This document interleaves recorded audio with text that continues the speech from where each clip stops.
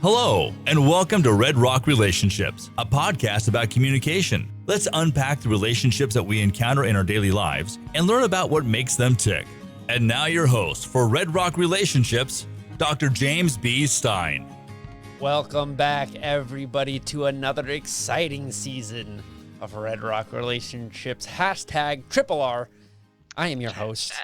Hashtag Triple R. Gotta smash that subscribe button and the like button and all of that good stuff. It feels like it's been forever, but of course, over the summer we had our special extravaganza, so it really hasn't been that long. I'm feeling good. I'm ready to talk specifics, and that is the focus of Season 3. In the past 2 seasons, we've spent a lot of time breaking down the basics of human communication, and now we're going to start talking about some specific relationships and some specific behaviors and some specific theories, and well, hopefully it'll help some people to navigate their close relationships. And joining me to kick off Season 1 is a familiar face, Lucy Neese. So good to see you back. How are you? I am doing great. Thanks for the invite back. Yeah, well, you know, we tend to invite back the folks who we like, so. Yay, I'm likable. Oh, man, how have you been? How has your summer been? It's been all right, doing the whole dissertation thing, writing through all my stuff, making some great progress. So I'm very excited about all the stuff that I'm finding. Well, I'm so excited to have you on next time, so we can put that DR next to your name. That's going to be a really good time. Oh, yes. Well, in the meantime, why don't we spend a little bit of time talking about today's subject?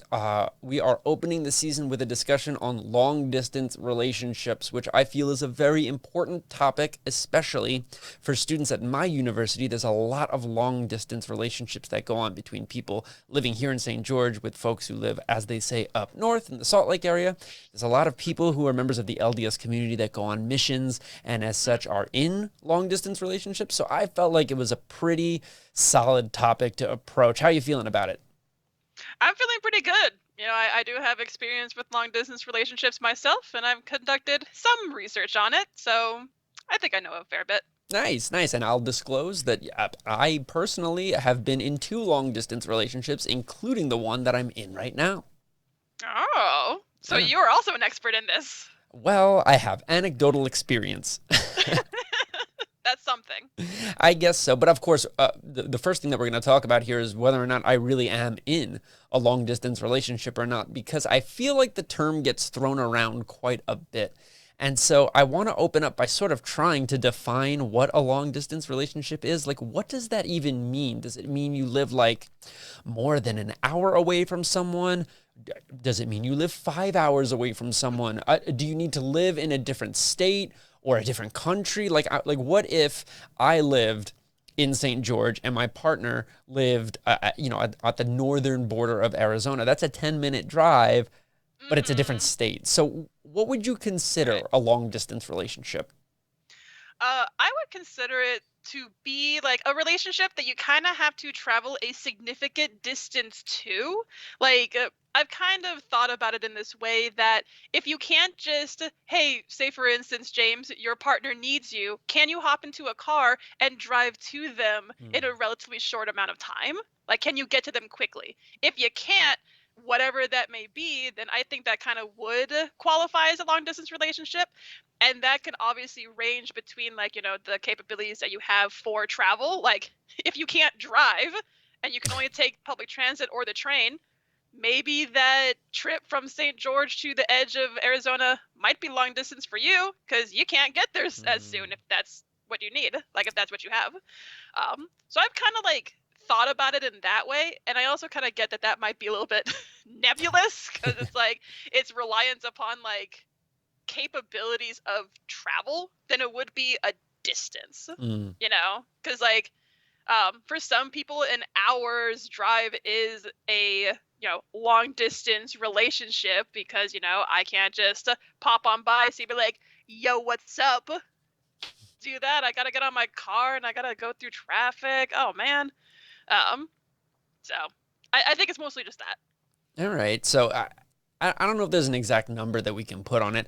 I went through some of the LDR research, and basically, so there's a 2002 study that I actually used for my comprehensive exams, and like seeing the name of the title and the authors made me like it traumatized me. I was like, oh God, I remember. They found that on average, when they were interviewing long distance couples, the average distance was about 380 miles, which is really far. That is a long distance. I mean, is that as far as we're at? Me here in Phoenix and you in St. George? Is that 300? Something like that, yeah. Maybe longer? All right, then that's what this is. I get that. I can get that. All right. It's a very specific number. 380, huh? Actually, they found on average it was 382 miles. I was just rounding down. Oh. Yeah. Oh, my apologies. Yeah, so I think you make a really good point that like if you try to do that, right? If you try to like force a number on it, it discounts a lot of the unique experiences that people have. Like for example, if you have to ride your bike, like if you're in high school and you have to ride your bike to your partner or something like that, 15 miles is a long distance on a bike, you know, not in a car, but definitely on a bike. Or if you have to walk, could you imagine? So I think a lot of it kind of is in the eye of the beholder, but here's something really interesting that I found. There's some fairly recent studies from the most recent decade. It found up to 75% of college students will at one point be in what they consider to be a long distance relationship. And at any given time, as many as 40% of all college students are in one. Those are huge numbers, much bigger than I thought that they would be. So this is like a prevalent issue, which means it needs to be talked about. And as such, they present a series of unique challenges. So what do you think some of the more unique challenges of these LDRs are? What sort of struggles might they encounter that people in traditional, like geographically close relationships wouldn't encounter? I can think of like immediately two right off the bat, and both from research and from anecdotal experience too. For one, there is kind of the expectation of time. So the thing is with geographically close relationships, you have the ability to go and see somebody on a whim, theoretically, whenever you want. It's like, hey, if my partner out in Phoenix, I might be here in Tempe, needs me, I can go to them and we can spend a whole lot of time together. In a long distance relationship, there is a little bit more of a pressure for that time spent together. So for instance, you know, you might have more like, okay, we need to do all of these things. You know, we need to go and have a nice dinner. We need to do all of these, you know, things that we can't do because we're so physically apart from each other often. Versus if you're in a geographically close relationship, you really don't have to worry about that as much. That it's like, hey, I'm having a really crappy day. Can I come and see you? Yeah, sure. I'll be there in 20 minutes. Versus, you know, hey, I'm having a really crappy day. Cool. See you in 2 weeks. You can tell me about it then.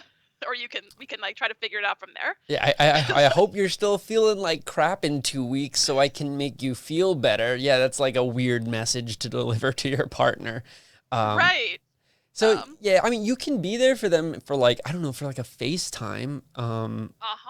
That's kind of sort of similar, but that's one of the things that stuck out to me, like this reliance on technology. Like, can you, I'm thinking back to like the early, 1900s, being in a long distance relationship and like communicating to your lover via carrier pigeon. Like, my dearest Esmeralda. Here is a letter. I mean, I don't know. I think that's actually kind of nice. Like, I got a letter. Oh my gosh. Like, it will take me a month to get to you. So glad you're still alive. I know. Great. I know. So this is one of the things that actually makes me a little nervous about long distance relationships is this extreme reliance on technology. And, some of the LDR literature talks about idealization and how it can be a good thing because, you don't see them that often, but you see them enough where you're like, oh, I can't wait to see you. What I worry about is that people craft a persona for themselves via technology, much like you would for like your Instagram profile, your TikTok channel. Like you craft this version of yourself as a partner, and then when you meet up with your partner in person, it's not always the same. That's what concerns me. I don't know. What are your thoughts there? Oh yeah, definitely. And when it comes to our relationships, especially with the LDR kind of research, there is still that expectation that at some point we do want to be geographically close. Not many people will want to be long distance forever, and that kind of just goes into general relationship maintenance. Like, there is something to be physically together in order to increase or to kind of go up that relationship escalator, whatever you want to call it. So because that is kind of delayed because of the long distance relationship, when you do come back together, you do have that idealization based on what you've seen with them with technology, or even too, and like I said, with the expectation of time, you want to put your best face forward because you don't see them that often. Mhm. So I don't want, and I've seen that too, I don't want to fight with my long distance partner because we only have a week together. I don't want to spend a day of it fighting because we don't have that much time together. Mhm. So I'm going to put my best face forward, and I'm going to not talk as much about maybe some struggles that I have going on, which means that it also adds into that whole, like you were saying, James, the idealization or the idolization of the person. That's like, oh, everything is all positive and flowery and whatever, and not like super, like, I won't want to say real, because they are real, but like holistic, if you will. Mhm. And I get that. That is definitely like, the struggles with long distance relationships is to try to maintain like the holisticness of a relationship and not just focus on the positive stuff. But yeah, if you only know someone based on doing a FaceTime call with them all the time, and then all of a sudden you live together with this person closely, then it's Mhm. like, oh, I see your face all of the time now. I'm not used to this. Now what? Now what do we do? We wanted this, Right. yet also, yeah, So difficult. it's almost like the benefits become a risk, like, because you're focusing on the positivity so much that it almost sets unrealistic expectations, which can then result in what we would colloquially refer to as the pedestal effect, right? You put this person up high, and then they fall off because they can't adhere to, unreasonable expectations that, weren't necessarily intentionally set, but it are still very real. Yep. That's tough. Yeah, That's I tough. know. Now I'm like starting to worry about things. Don't put your partner on a pedestal. There you go. Yes, definitely not. Definitely not. And then of course there's like life planning, which is very difficult. You got to kind of coordinate your vacations around your partner. And what if they don't want to go to vacation the same time that you want to? Or what if you have to go an extended period of time without seeing them? And then like boom, boom, boom, you see them like 2-3 weeks in a row. Yep. There's financial burdens too, because you're just like, okay, do I go to you? Do you come to me? How come all of a sudden, like, I go to you all the time and I'm spending my money to go and see you, but you're not doing it to me? Like, it does, like you said, the costs and benefits. Sometimes it's an actual financial cost. Yeah.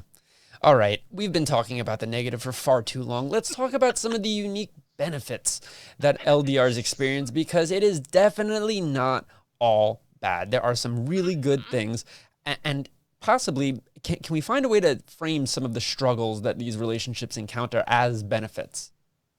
Yeah.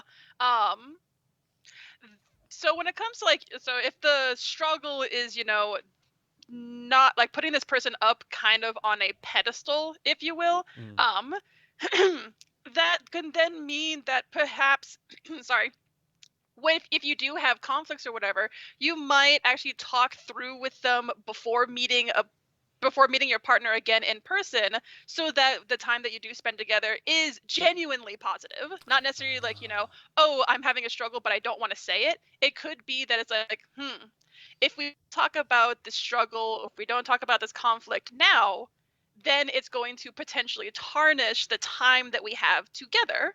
So then let's talk, you know what? Let's get through this tough conflict while we are a little bit at a distance. Work through it, get through it. Hey, awesome, cool. I'm so excited to see you this weekend. Let's kind of, kiss and make up. So you don't have to have both that conversation and the making up part. You have the conversation first, and then you have the making up part when you're together. That's such a good point, this idea. I mean, this is what we teach in conflict classes, that conflict is inevitable and it's necessary and that, it needs to be discussed. And so now we're in a situation where we are almost explicitly saying, I need to voice my opinions because if I don't, that limited time we have together is going to be potentially soured. And so you're taking this possible negative and turning it into a positive because of that situation. That's a good point. There's a lot of room for self-reflection in these relationships. Interesting. Oh yeah. I think that's also a positive too. So when you talk about like self-reflection, is that you do start to think of like, all right, what is important to me in a relationship? Maybe if we don't have the geographical closeness, or, say for instance, my love language is touch, but we can't do that. So then what does touch then look like? So if I feel like I need to be touched for a love language, is there another creative way that we can try to get that need met without it being long distance? And that's actually pretty interesting because then it allows for creativity in the relationship.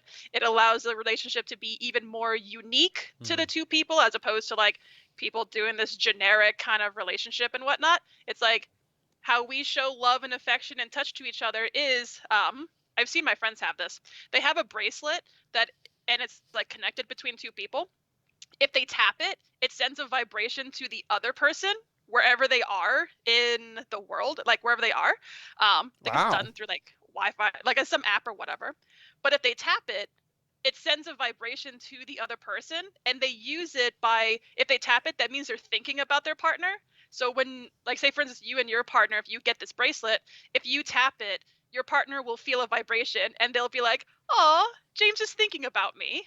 That's without so cute. even have to like text, right? That's adorable. That's adorable, and there are avenues in which you could take that very innocent and adorable nature and bring it to a place where it shouldn't necessarily go. But we're gonna say that it's adorable. I wonder. So cute. It makes me wonder if Dr. Corey Floyd is aware of that, because we've had him on to talk about affection and the importance of things like touch. I wonder if he's aware that exists. And of course, I hope he'd be comfortable with me saying he was in a long-term relationship for quite some time. Mm-hmm. Interesting. That's an interesting thing that I'm meaning to look into. So, okay, let's talk a little bit more about this element of touch, kind of, sort of. There is this big stigma surrounding long-distance relationships. We all know about it. Many of the self-proclaimed dating experts on social media will advise against being in an LDR because they'll say, hey, this is the sort of relationship that produces infidelity. Like you're more likely to cheat in a long-distance relationships. Now, in your expert opinion, do you find this to be true or not so true? Nope. I don't think it is true at all. Mostly because people cheat whether they're geographically close or not. It doesn't actually matter in terms of somebody is, close or long distance, because like if someone's going to cheat, they're going to find a way. That's it in my both, expert opinion and in, anecdotal kind of experience. That's like, if someone's going to do it, they're going to do it. I could kind of get, oh, you're in long distance, so you don't really have like, if I want to hang out with you or something, you could just say, oh, I can't, I'm doing something else or whatever that may be long distance. And you can't exactly like test that or to confirm that. But that's also the same in geographically close relationships too. Like if my partner out in Phoenix is like, hey, Lucy, I'm busy this Saturday, I can't see you.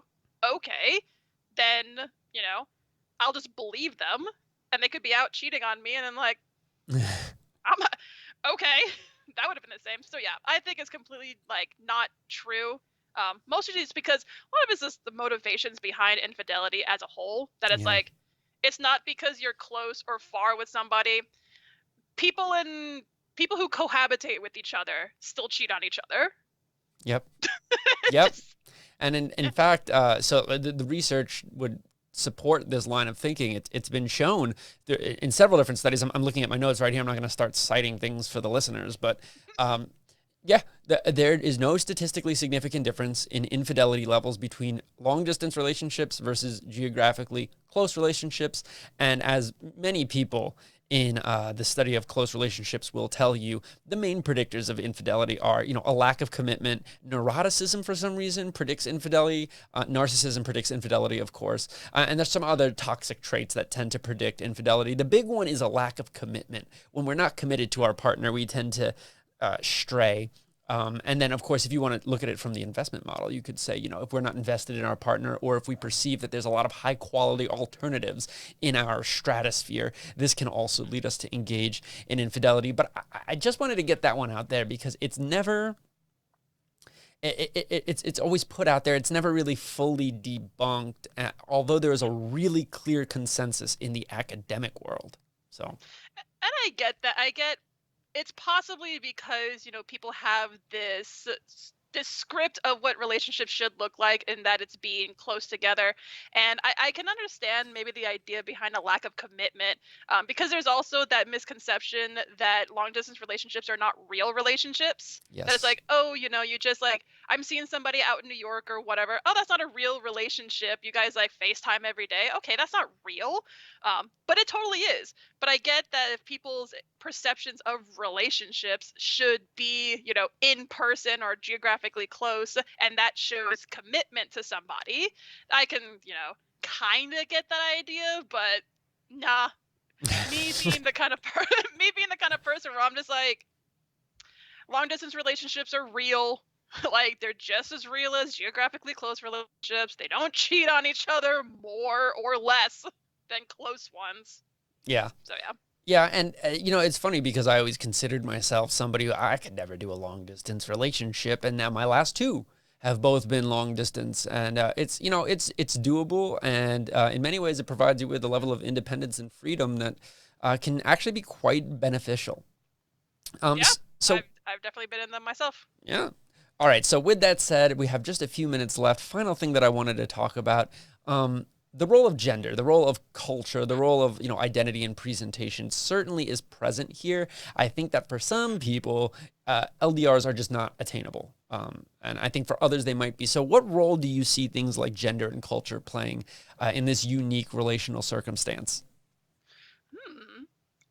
I think like going back on the whole like love language as touch sort of thing, especially when it comes, and we'll assume a binary here. Men tend to show more affection through doing things and through touch than women do. And this is also true when it comes to friendships as well. We're talking about long distance relationships in terms of romantic. There's still long distance relationships with friends. Oh yeah, we have a long distance friendship. Huh? I said we have a long distance friendship.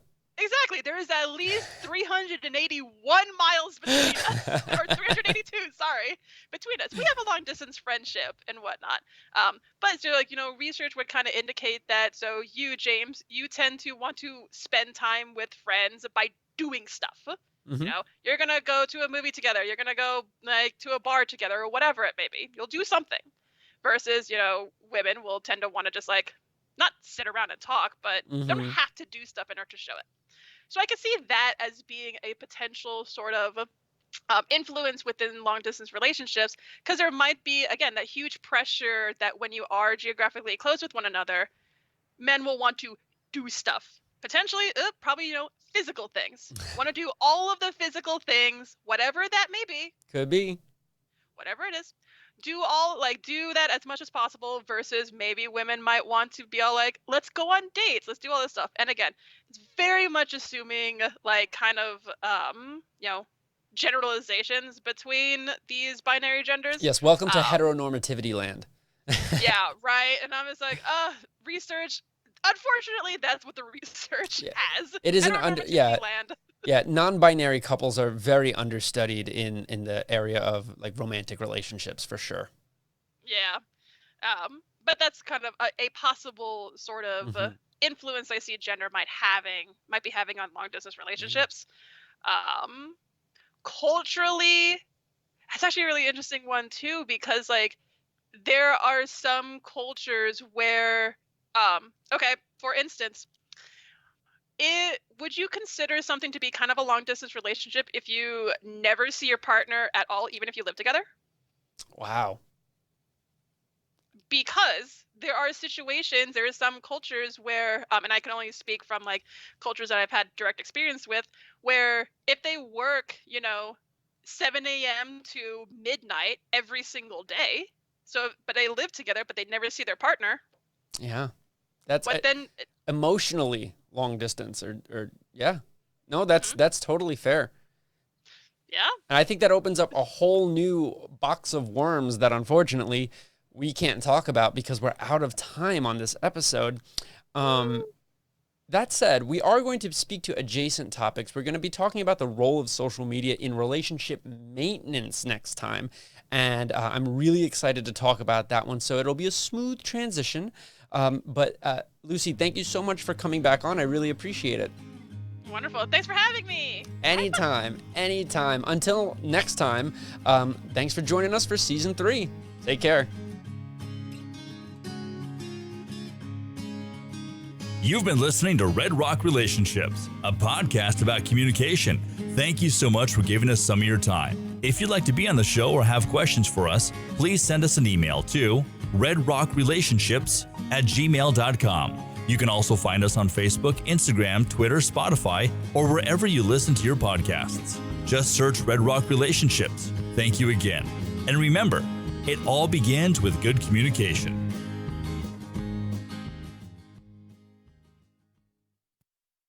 This has been a production from A Podcast Studio.